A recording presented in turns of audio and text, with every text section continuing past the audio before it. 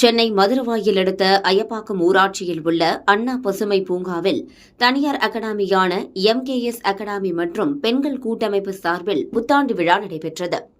அகாடமியின் தலைவர் துரை வீரமணி தலைமையில் மும்மத குருமார்கள், மருத்துவர்கள், பள்ளி ஆசிரியர்கள், அஞ்சல் பணியாளர்கள், அங்கன்வாடி பணியாளர்கள், நியாய விலை கடை ஊழியர்கள் என 1000க்கும் மேற்பட்டோர் கலந்து கொண்டனர்.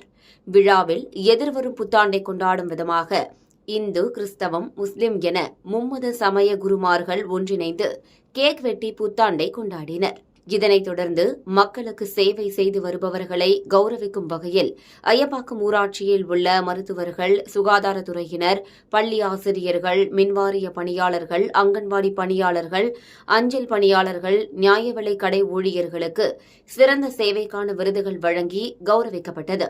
இதனைத் தொடர்ந்து புத்தாண்டை முன்னிட்டு நடைபெற்ற கலை நிகழ்ச்சியில் பெண்கள் குத்தாட்டம் போட்டு மகிழ்ச்சியடைந்தனர்.